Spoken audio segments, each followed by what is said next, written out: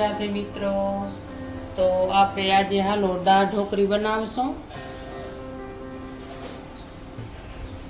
આ ઘઉંનો લોટ લીધો છે અને એમાં 2-3 ચમચી જેટલો બેસનનો લોટ લેવાનો।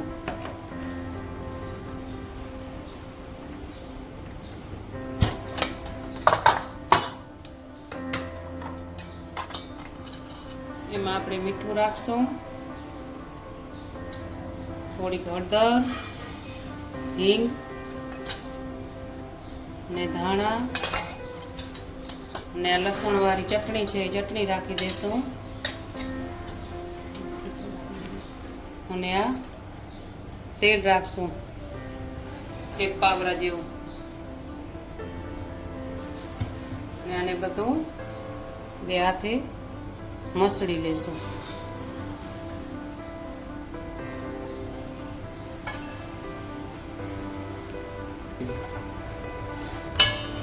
હાલો તો આપણે આ લોટ બંધાઈ ગયો છે, તો એને આપણે થોડીક વાર ઢાંકી અને રાખી દેશું।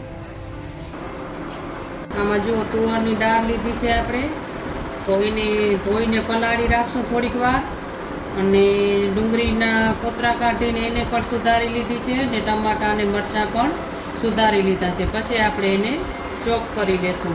તો આ દાળને ધોઈ અને થોડીક વાર માટે પલાળવા મૂકી દઈએ આપણે। આ તો દાળ આપણી પલળી ગઈ છે, એને હવે આપણે બાફવા મૂકી દેશું। ચાલો આપણે ડુંગળીને ચોપ કરી લેશું।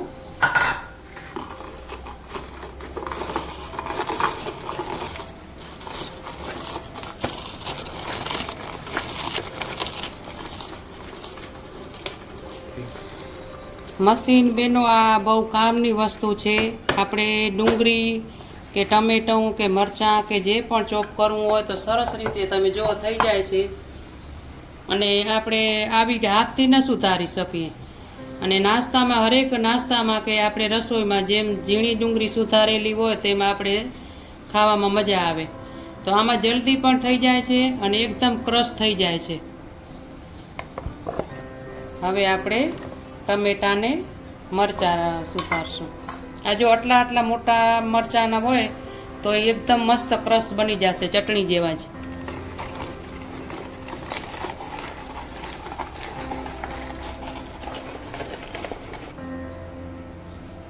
જો સરસ રીતે ચોપ થઈ ગયું છે મસ્ત।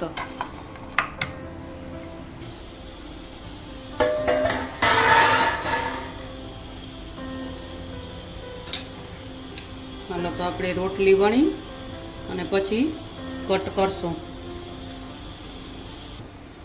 હાલો હવે આપણે કટ કરી લેશું।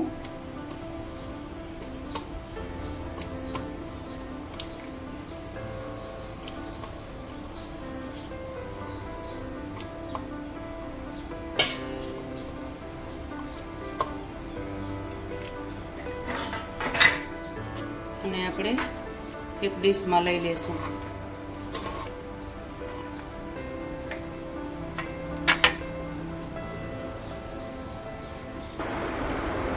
કટ કરતા જશું અને આવી જ રીતે આપણે જેટલો લોટ બાંધ્યો હોય જરૂર મુજબ એ પ્રમાણે બધાએ કટ આવી જ રીતે બધા આપણે કરી અને એક ડીશમાં કાઢી લેશું। હાલો તો આપણે જોઈ લેશું, દાળ આપણી ચડી ગઈ છે અને આ બાજુ હવે આપણે વઘારની તૈયારી કરશું।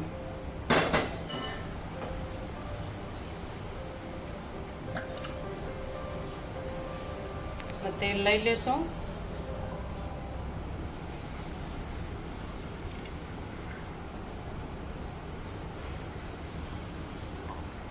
તેલ વધારે રાખવાનું, થોડું સારું લાગે।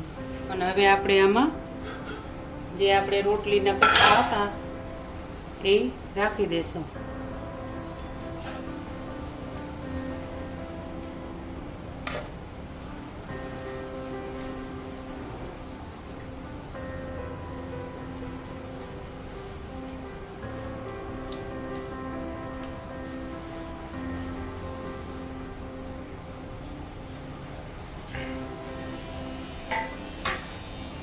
આપી લેશું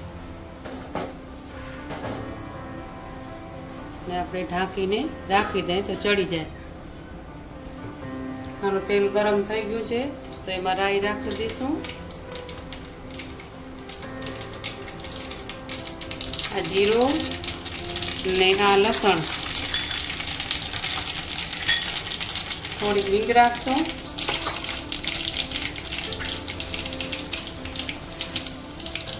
ને ડુંગળી રાખી દઈશું.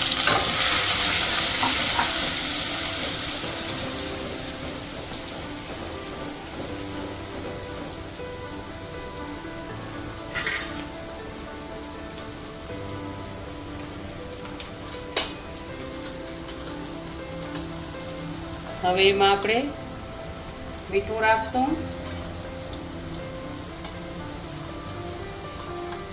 મરચાં પાવડર, હળદર અને ધાણા.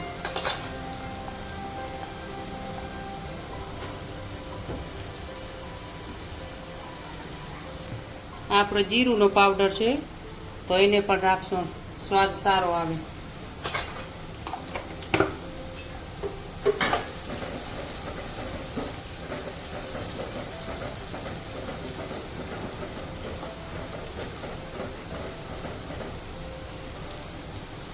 હવે ડુંગળી સરસ રીતે થઈ ગઈ છે.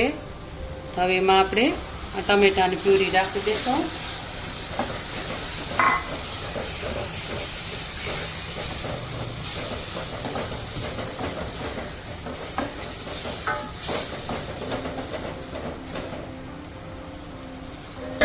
થોડીક વાર ઢાંકીને રાખી દઈશું.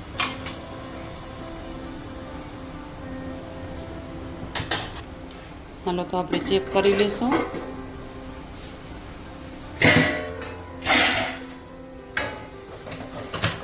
બરાબર ચડી ગયા છે તો આપણે ધાણા અને મેથી સુધારી અને ધોઈને રાખી દીધા હતા તો હવે આપણે આમાં રાખી દઈશું.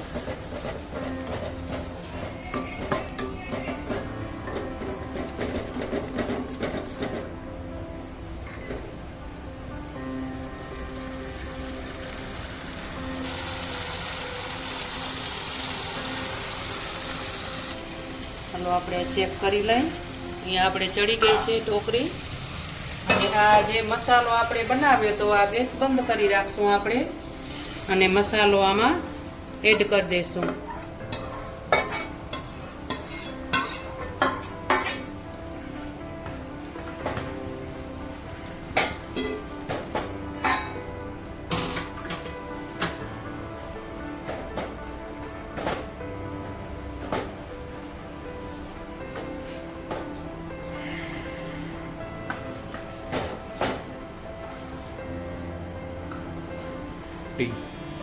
હવે આપણે જોઈ લઈએ, એકદમ બરોબર થઈ ગઈ છે તૈયાર આપણી દાળ ઢોકળી. હવે આપણે એને આમાં ડીશમાં સર્વ કરી લઈશું.